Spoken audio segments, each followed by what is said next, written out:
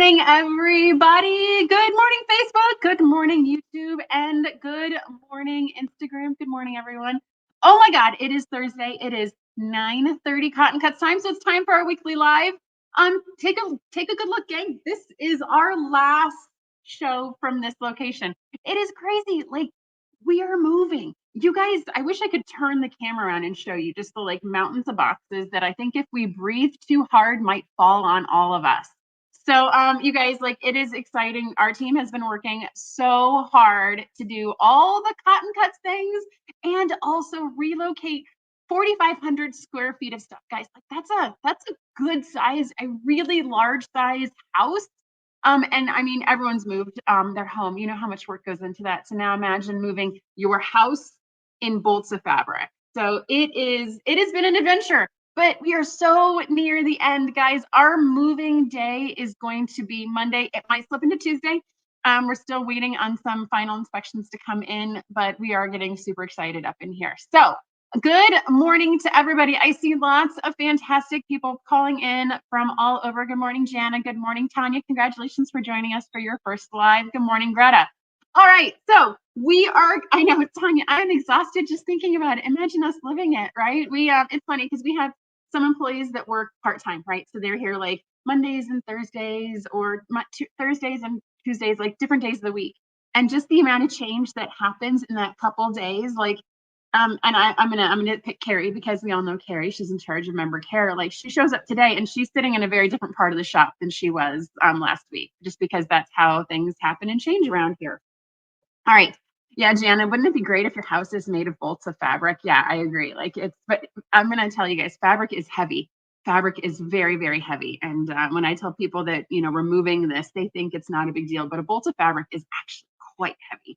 All right, so we're going to start this show as we do every week with questions that have been submitted by you guys. If you want to submit a question for a future show, go to cottoncuts.com/live. These are handed to me as I sit in this seat.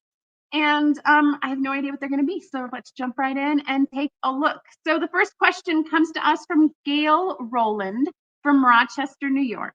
Gail asks, how can I tell if my bobbin tension is correctly adjusted before I start sewing? Okay, so Gail, this is a great question. So I think the first thing that I am going to say is the thing that nobody wants to hear. And that's when you sit down and start sewing, you should just run a test piece of fabric through, right? I mean, everyone gets so excited. They're like, I've cut all my fabric, I've ironed all my fabric, I got all my pieces, I got them pinned. I just want to sit and sew. And so I am going to suggest that you take that little time and get a test piece of fabric out. If you're concerned, if your fabric just came back from the shop, if you just finished a large project, if you just reloaded your bobbin, if you just changed your needle, I would suggest just running a scrap piece of fabric through and just checking to make sure that everything looks smooth on the top and the bottom. And if it does, then you start that project with that expensive fabric guilt-free. You won't have to worry about it at all. If there's any problems, there's the standard checklist of things that you guys run through. And I know everyone watching will have their list of things they prefer to start with. I usually prefer to start with rethreading my top thread. That usually solves 90% of my bobbin tension issues, believe it or not. I will always, especially if I just change my bobbin, I will pop it out because, guys, sometimes I put it in upside down. Like, it happens. I get in a hurry. I'm tired. It could be late at night. Pop the bobbin out, reload it. There is always changing your needle. The needle manufacturers recommend changing your sewing needle every project. I think it's an interesting kind of metric because if I'm sewing a baby quilt, it's different than if I'm sewing a king size quilt. And if I'm sewing a throw that has 5,000 pieces, it's different than a king with 12. It all depends. I think it's an interesting metric. I think it's a good kind of guideline. I usually listen to know when my needle needs to be changed. It starts making a different sound, and that usually means it's getting dull and needs to be changed. And then, if worst case comes, Gail, and you're really stuck on the bobbin tension and you're still struggling with getting it to sew correctly, take it apart, get your little Can-Air, clean out all the dust, clean out all the lint. I think that's one of those things. You always see the memes on Instagram and Facebook of the like dust bunnies that people get out of their sewing machines. It's an electronic piece of equipment. That's not helpful. So getting all that cleaned out of there can definitely help. So Gail, I think the answer to your question is the one that nobody wants to hear, which is just run a test piece through your machine if you've made any changes and, you know, make a mistake on a scrap piece of fabric before you cut into that project and then have to get Jack out. Okay, so Tanya actually has a fun suggestion. She says that she thinks making a chocolate offering to the bobbin gods never hurts. It's that little pocket under your machine. Okay, yeah. So like, you know, definitely like I don't know if I'd put chocolate inside my machine, Tanya, but I think maybe consuming the chocolate in the name of the bobbin gods can definitely help. So, okay, fantastic suggestion. All right, thank you for your question, Gail. The next question comes to us from Joyce from Montgomery, Alabama. Good morning, Joyce. I know Joyce usually watches us, so thank you, Joyce, for submitting your question. Hey, Kim, welcome back. I was wondering, when you start a quilt, which comes first, the pattern or the fabric? Oh, this is a fun one. I think it's kind of a chicken or an egg question, right? I think it depends, but I am someone who does not go into a quilt shop and sees a pattern, sees like a made quilt and says, I want to make that. I am someone that I go in and I sample lots of fabrics, and I go and I get like a yard of this fabric because it sings to me, and I get a yard of this fabric, and I really like this, so I get two, or I like this one, but I don't love it, so I'm going to go to fat quarter or a half yard. So I collect fabric that sings to me and inspires me. And then I'll get a pattern and I go shop from my stash, and then I add what needs to be added to finish the quilt top. I'm a big fan of collecting pre-cuts. So I get charm squares all the time, because I ultimately am the one that someone calls because they know I sew, and I'm like, hey, a coworker is having a baby. Can you make a baby quilt? So I grab those too. I would say for me, the fabric comes first, the pattern comes second. I put the two together and then I go get more fabric. I know a lot of people probably do that. When I found that whenever I go into a quilt shop and I see a quilt and they have the kit right there, I'm like, oh, this is awesome. I want to make that. And I buy the kit. The kit is very easy to go into a tub and on a shelf. And then when I come back to it in 2 or 3 months, I'm not necessarily as excited by it as I was when I bought it. And so it tends to stay there for a while. And so I feel like I like the buying fabric that I find that's pretty, finding a pattern, bringing the two together, and then actually making it. So let's see here. Catherine says she always has the fabric first. A fabric curator. Ooh, pastry queen. I like that. Fabric curator versus collector. I like that. Terry says, yes, she does the fabric collection as well, as does Erin. So yes, I think, but collecting the fabric, then matching the pattern, and then going from there. All right. Thank you, Joyce, for the question. I appreciate it as always. If you have a question for me, go to cottoncuts.com/live and we will answer it here and see what everyone has to say. All right. So housekeeping stuff. Don't forget, if you are watching us on YouTube or on Facebook, make sure to give StreamYard your permission so we can see your lovely names in the comments. And don't forget to stay to the end of the show today. We are going to be giving away a $25 gift card to the Cotton Cut shop, which you'll be able to use. I want to take a moment here and say, okay, guys, if you're going on our shop today and purchasing anything, it's going to take us a little bit to mail it to you. We're putting everything on hold for about a week. So I'm asking everyone to just be a little patient with the orders that come in today, or if you sign up for the puzzle mystery quilt, and just give us a little bit of grace that everything is in a box. And in order for us to fill your order, it's going to take us like 24 hours just to find the fabric for you. So we are putting everything on hold for about a week. And so we will start shipping again when we get to the new home. And you just give us a little bit of patience as we go through this time. But with that, we're going to give away a $20 to $5 gift card to someone who stays to the end of the show. All right, Marion, I know, I'm sorry, a week. But I think we're shooting for the week. That's really what we're gonna do. And all those folks that are, missing triangles or squares, we're gonna try and get those out as we go. But it may take us just a little bit longer. And I know it's fabric and we're all excited. But guys, a week is not a lot. A week will go by really fast. All right, let's see here. So what's happening in the shop this week? Yeah, we're moving. I think that's kind of the big thing. Regardless of the move, we shipped Classic and Mini Pop out on time on Tuesday. All the Classics and the Mini Pops, all those folks that were members of that, those went out the door, guys. We made sure to get those done before the real chaos began. Let's see, and don't forget our snippets. Our snippets we're going to mail tomorrow before we move. And we just launched last week a new snippet kind of program, which is you can pick your Wild West colorway and we will mail snippets to you in that colorway. So that way you can actually pick which snippet we're going to give you. We're only going to do it for 6 months because that's about how long our team die cuts the fabrics for Wild West. And so Say you're doing tombstone and you really want to get some smaller pieces to add to your tombstone quilt, you can sign up for a tombstone snippet. Or if there was that fabric collection that sold out really fast, like Dusty Rose, which is super popular but was gone real fast, you can get a snippet membership for Dusty Rose and you can get the bits and pieces from that collection. And we will send you a snippet every month for 6 months. Erin is saying she's loving the idea of snippets that match. She's a snippet junkie. I love snippets too. I think those are super fun. I use them for foundation paper piecing all the time because they're fantastic. So I think, yeah, Tanya, you can get a snippet from something that you're not actively sewing. So say you're doing Ghost Town. I think we're at like 300, 325 people are doing Ghost Town, for example.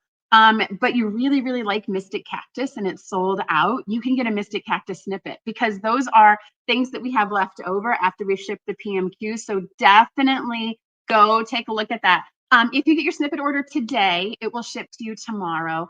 We'll kind of see what happens over the weekend. Like I said, we're moving. The snippets have to get packed up and get moved as well. So we will, if anyone signs up after today, we'll see what we can do to get you caught up so that way you don't miss out on the full 6 months. You don't have to sign up for all 6 months as well.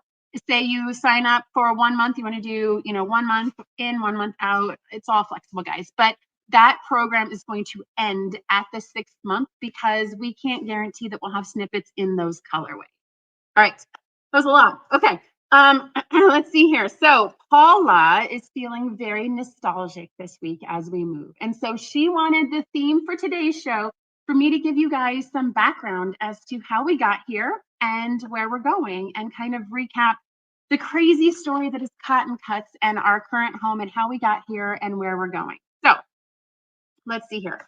So when I started Cotton Cuts 8 years ago, Cotton Cuts turns 8 in October, guys. Like, I feel like it's a kid, right? When that kid turns to 8, like they're actually starting to become independent on their own. Well, Cotton Cuts is my 8-year-old kid. And when I started this company, I did not want to have employees. I didn't want to have a shop. I wanted to outsource everything that would be needed to support Cotton Cuts. And I started out and we launched with the Classic box. So the Classic is the one you tell us what you like and what you don't like, and we put together fabric and mail it out to you. And so I partnered with a sheltered workshop here in St. Louis. And so for those of you that don't know, sheltered workshops are establishments that hire individuals with developmental disabilities. And they are provided meaningful work from companies like ours, where we can give them projects and they're able to work meaningful 40-hour work weeks in an environment where they're supported and initiated. And we gave them all the Classic and the mini pot projects in the beginning. They cut all of our fabric, they folded all of our fabric, they cut all the little pink ribbons that go around all of our packages. They folded boxes for me. They did all of Classic and mini pop in the beginning. And that was the first couple months. And then we launched our first puzzle mystery quilts. I don't know if you've heard about it. It might be kind of a big deal around here, but we launched it pretty early on. And I had found a fulfillment partner that was going to do everything puzzle mystery quilt for us. And so I bought all the dies, I bought all the fabrics, and I gave them all the instructions. And I said, hey guys, we're launching this new program. Die cut all the fabric for us and mail it out. And that first month, we had a 50% complaint rate. 50% of it was done incorrectly. We had fabric that was cut incorrectly. We had instructions that were sent to the wrong people. We had missing parts and pieces. It was an absolute disaster and quite possibly one of the best things that's ever happened for the company. And so I know I know Greta is watching. So Greta is an OG PMQer. She was there with the first one. I know Trish Reed likes to tell, she's been here since the very beginning as well. That very first month, we had a 50% complaint rate.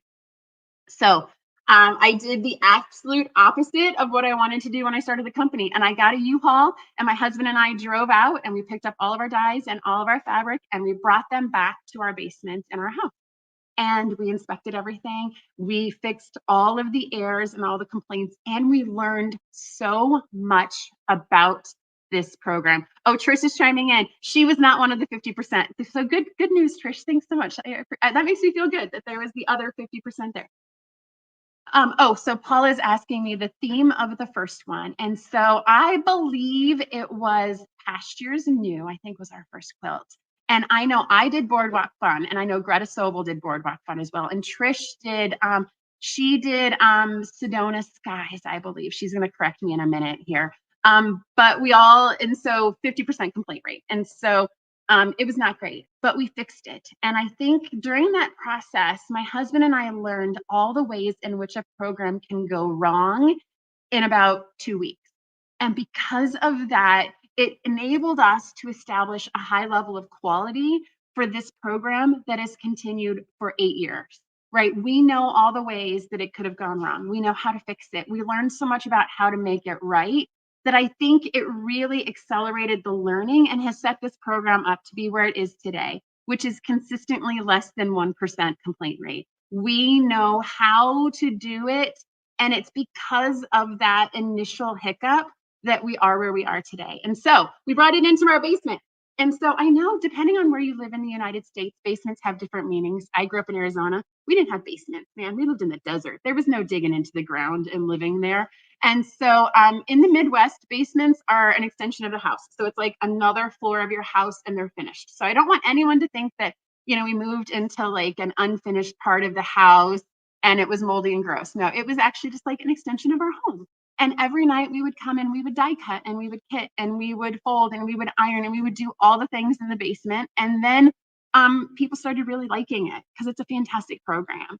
And we got to the point where we had to decide to move out of the basement, which for anyone who's starting a business is a very scary proposition because there's rent and there's 5-year contract commitment. And every place I looked at that I could afford was like 1,000 square feet with a roller door and cockroaches and dust. I don't know about you guys, but I don't want to get fabric and anything from anywhere that has a cockroach in it and is covered in dust and spiders. It's real kind of gross. And so I was stuck because I knew, All Aglow was the first P&Q. Thank you, Trish. I appreciate it. I knew Trish would keep me honest. But I knew that I had to move into the right place. It couldn't be my basement, but it also couldn't be everything that I could find. And one of my neighbors was like, hey, Chesterfield Mall is right down the road. It's 2 miles from our house. It is empty. It is one of these big retail giants that used to have a heyday in the 80s. And people would, come here in middle school and high school and do the laps and see and be seen and do all the things that people did in malls when there was the Orange Julius and the warehouse musics and all that stuff. But it, like most things, was becoming empty. And they said, maybe you can get some cheap rent there. And so I took a tour and they told me, don't get too comfortable here because we're tearing this place down in 6 months. And I was like, that's fantastic because I don't even know if this is going to work for 6 months. And so this sounded fantastic. It was super inexpensive. And literally, I attached a U-Haul trailer to my car and I moved everything out of our basement and all the, 4 employees we had at the time. And we moved into a J. Jill's, the clothing store, right? J. Jill still exists. It was a former J. Jill. It was a fantastic location, and we used about this much of it. We had this ginormous space, and we used about this much of it.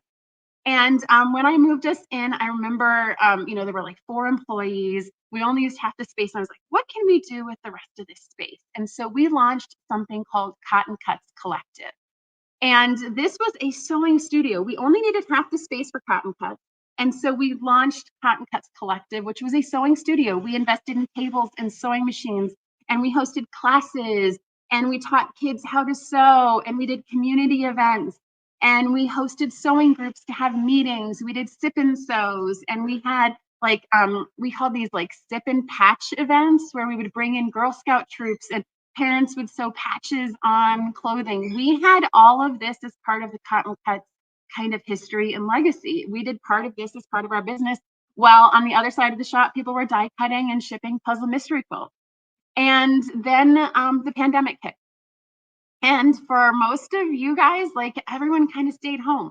Cotton Cuts didn't get a chance to stay home. We were considered essential because we were selling fabric to people making face masks. And so we obviously could not keep this collective space. It's unfortunate. This is kind of part of our history, but we had to shut down the sewing studio after teaching about 250 kids how to sew. We hosted over 100 events in that space. It was awesome, but it didn't survive the pandemic. Like many things in this world, it did not survive the pandemic. And we actually expanded Cotton Cuts into that space. We ended up acquiring a couple of fabric stores that went out of business during the pandemic. We just kept going and we just kept expanding. And about 8 months into the pandemic, we expanded into our second location. And so, one of the beauties of picking the mall was that there were lots of places for us to move to. So, we were in a certain space and I needed something bigger. So, when I called the mall, they're like, we're just going to move you across the hall. So, literally, we just loaded up carts and we moved all of our things across the hall because we were at the mall. We had this optionality to be able to expand in a super kind of easy way. We didn't have to box anything up. It was over winter break. And so Cotton Cuts hires a lot of high school and college kids who came in and literally like carted our stuff across the hall. And I paid them in pizza, and I think I gave each of them $100, and they spent a day here and they carted us across the hall. It was awesome. And so we moved into a former Earthbound trading company. So yes, the place that has, you know, the little the lava lamps and the incense and the little, what are the spacing? What are the guys that live in the shells that you see like in Florida? Someone will mention it. The crabs. So yes, we moved into former Earthbound, and this is where we have been. And so, you know, when I first moved in, they said 6 months, we're tearing this place down. We are at 6 years, guys. 6 years we have been here in the Chesterfield Mall. Hermit crabs. Thank you, Lindsay. I knew someone would tell me. Okay. So we have been here for 6 years. And so I am super happy with everything that we have been afforded while we've been here at the Chesterfield Mall. We were very lucky. Because we moved in, we had the option to go shopping in the other former storefronts to get fixtures for our space. It has been just an absolute blessing, you guys, to be here where we are. It has helped us grow to where we are. I know business owners, as you're looking at, you know, hiring employees and looking at spaces, it can be pretty daunting, but we are super fortunate. And so this is why, you know, today it's kind of bittersweet because we've been very, very happy where we are, but we are moving on to kind of the next chapter of Cotton Cuts. And so we'll talk about our next home when we come next week. And I'm sure Paula will be taking photos and reels and putting all the things on the social media of our new space. We're excited. I am thankful that it is only about 1.5 miles from where we are. We live in a relatively expensive place, and so it's one of these things. I didn't want to move into something that would cost us a lot more because then I would have to raise prices for Cotton Cuts folks, and so it kind of all balances out. As we were looking for a new space, this is going to be awesome. It is an amazing space. It's going to be great for us. So I want to leave everyone with kind of my top 5 memories of the past 6 years of being here in the mall. Paula wanted me to like bring in mementos and show you guys things. Instead, I'm going to share kind of my top 5 favorite stories from being here in the mall. And the first was actually launching that Cotton Cuts collective that I talked about, the sewing studio. And so I remember that day we reached out to the local guilds that we have here in St. Louis, and we had a line out the door of the mall. Like from our shop, it went out and into the parking lot. If you were here that day, like it was so much fun. It was so electric. We brought folks into the collective. We had little working stations with make and take. We had sewing machines set up so you can make a 9-patch block that we put into quilts and we donated. And it was super impactful to me because the sewing community is what it is. We want to gather in person and we want to see each other's faces. And it was just so awesome for people to be like, there's something new happening in St. Louis and I want to be there and support it. I even like the little details I was remembering this morning. Cheesecake Factory, who has the shop right next to us, gave us cheesecake and we gave it to everyone that came in. It was so much fun. Also, with that memory was also the last thing we did before the pandemic. And so, like I said, we use this space for lots of things. We actually had a huge event to make pouches to send to Australia during the wildfires. If you guys remember, that was right around the time there was massive amounts of wildfires in Australia, and there was rampant displacement of koalas and other animals and wildlife. And so we hosted an event to make pouches to send, and we had over 200 people come in and sew a pouch for donation.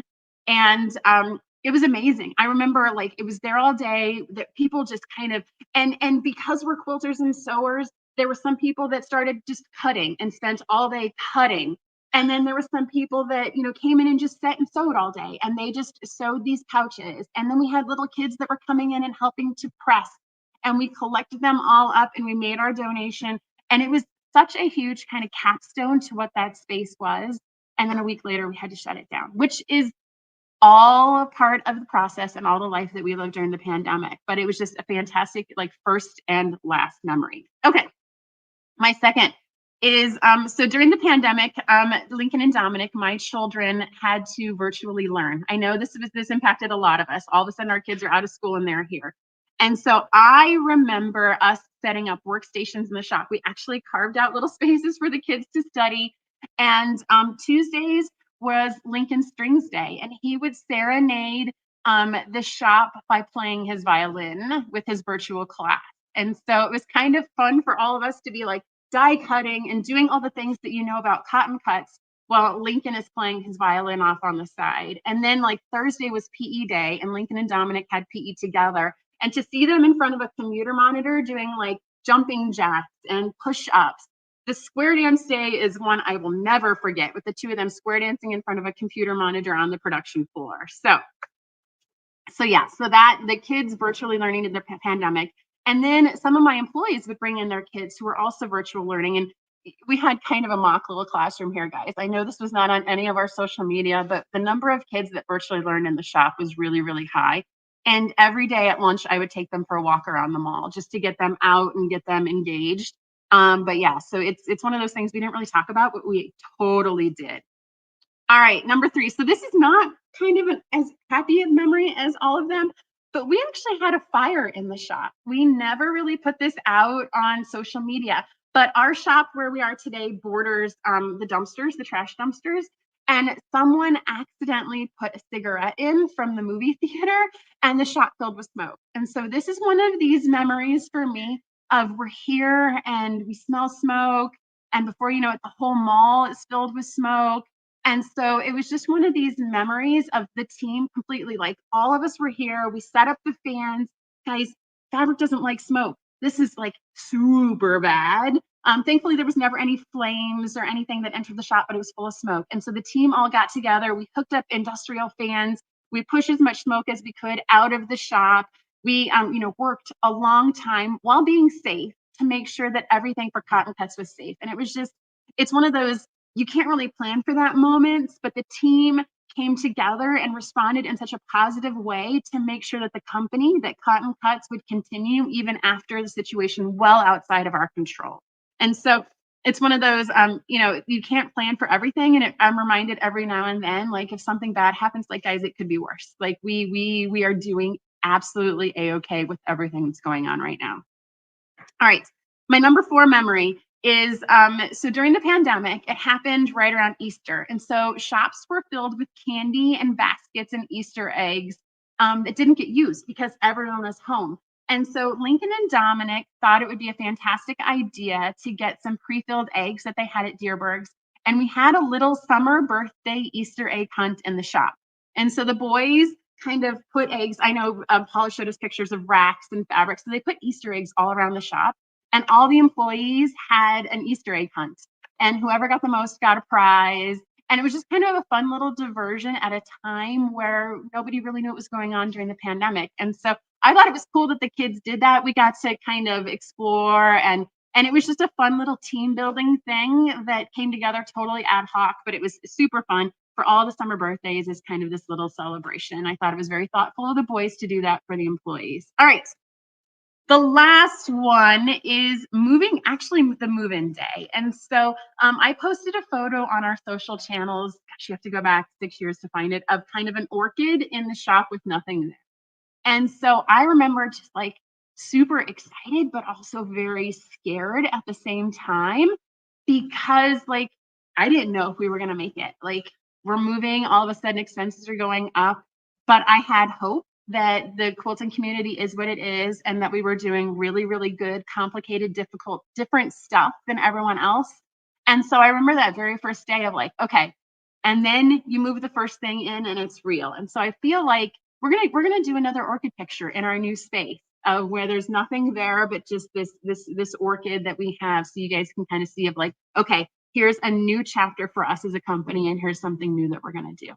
All right, so that is my top 5 lists of memories that we have here, guys. This has been a ride. It's been an adventure. It has been so much fun, and I appreciate all of you and everything that you do that helps us do what we do best here. And so, yeah, just wanted to give you a glimpse behind the curtain. I don't think anyone knew really any of those items, so I hope you enjoyed it. Paula is looking over her shoulder like maybe I missed something. Oh, no, I'm getting a thumbs up. Just kidding. I'm doing okay. All right, so thank you guys so much for hanging to the end with me. And so today's giveaway question. Uh, all right. Paula is telling me, I guess the table behind them, their favorite memories are the Stitches to Win It. I guess they like seeing us stressed and pressured and live in front of the camera. I'm getting lots of big smiles and thumbs ups. Okay, so evidently my team really likes the Stitches to Win It that we've been doing here. Okay. All right, so thanks so much for hanging to the end with me.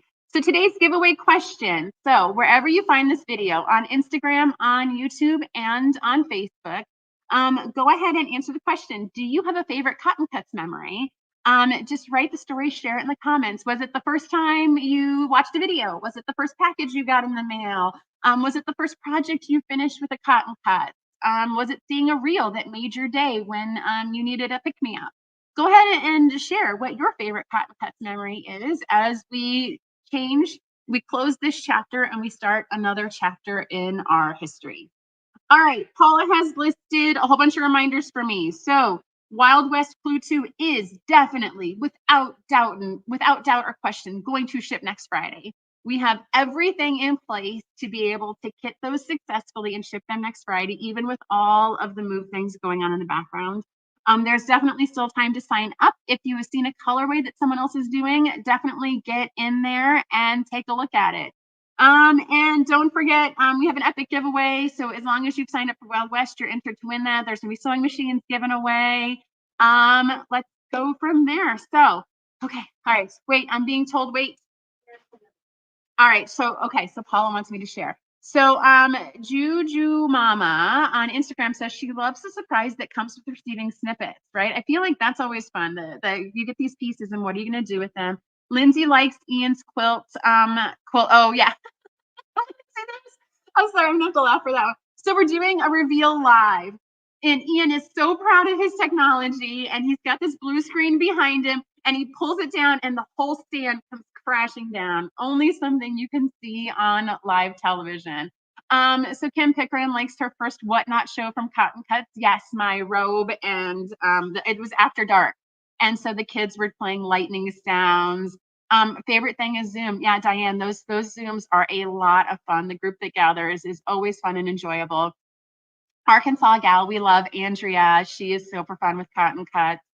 Let's see here. Misty is finding us for the first time. Welcome, Misty. I hope you enjoy it. We have a lot of fun here. This is a pretty cool place to hang out.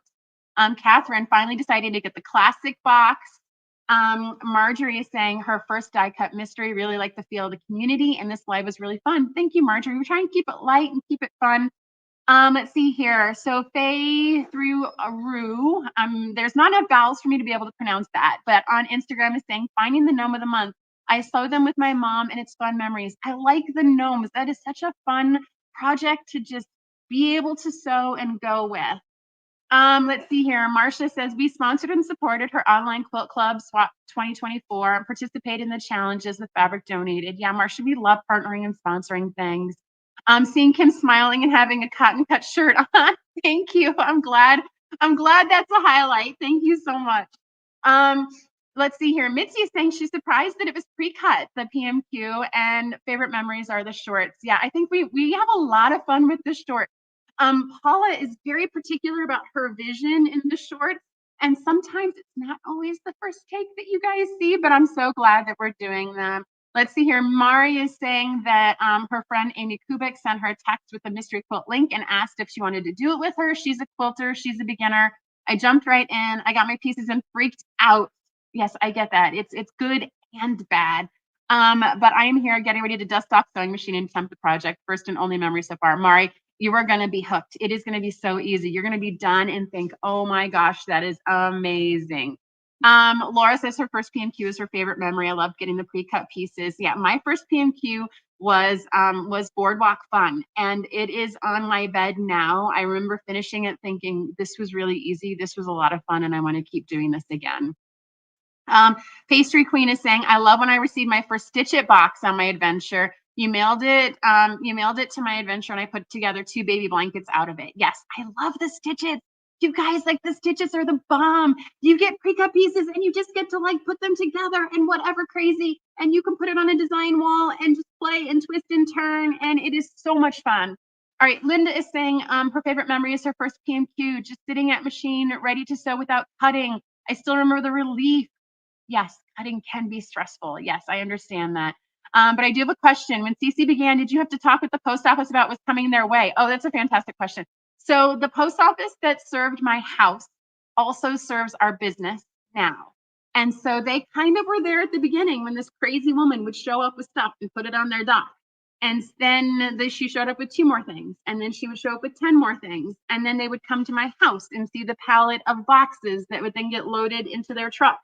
And so they have been with us since the very beginning. Our product is distinctive. They don't handle very many magenta boxes or craft envelopes. And so they have grown with us. They know our business. When I show up, they knew who I am. They know the company I represent. And we are in talks with the Greater St. Louis group here as we work on some of our shipping challenges as we go forward. So it's been good to have the post office grow with us. They are a partner with us. There's only so many things each of us can control in each other's business. But it's interesting. We're moving to a new post office with our new location, but they've also been involved in our business too, because they get the overflow of cotton cuts when we grow past our existing station. And so I actually had a talk with the person who handles distribution there, and she's like, oh yeah, no, we know you guys. We get a lot of your guys' stuff here too. So I think the post office locally, they're helpful to us. Once it gets past them, it's anybody's guess, as we all know. All right, let's see here. So Katie Jolson says her favorite moment was when I said yes to interviewing me for her new channel. We had a great time through 4 recordings. I learned so much. Thank you, Katie. You were awesome. We love supporting YouTubers and helping them grow their channels. Let's see here. Katie says she loves cotton cuts. Greta. Oh, Greta. I love Greta Sobel. My favorite memory has to be when I heard from Kim Moose to ask if I wanted to join them on this journey. I remember, Greta, I was so moved with your first PMQ that you made it and then you gave it to an auction to donate to benefit a charity. Greta, that's been 8 years ago, and I still remember that. It still sticks with me, and I am so thankful that you did that. That was so inspirational. Let's see here. Oh, Tanya likes me and my costumes. So we actually packed up the costumes and we had to decide, like, are these coming with us? Are we donating them? Are we putting them in storage? So Tanya, we're going to keep doing that goodness. All right. I am being told I'm getting the wrap it up signal. So thank you guys so much for joining us on this journey. Be graceful with us the next week. We are all doing our best, and I will see you guys at 9:30 in our new location. That is it for me, guys. Happy sewing, and we will talk soon. Bye now. And cut. Thank you so much for watching our video. We have so much fun making these, and we hope that you were both delighted and inspired by what you just watched. This video was sponsored by Cotton Cuts. Cotton Cuts is your one stop for all the best fabric and thread memberships. Love fabric? We've got you covered. Love thread? We've got you covered. We get that no 2 quilters are cut from the same cloth, which is why our memberships are as unique as you. We also have the largest block of the month in the world. Over 4,000 detectives solve our puzzle mystery quilts every year, and you can join them. Simply go to cottoncuts.com to learn more about all the awesome and fun things that we're doing. And don't forget to hit like and subscribe to make sure you get all of our new fresh content every time it comes out. Thank you so much. Happy sewing enthusiasts, and we will see you soon. Bye now.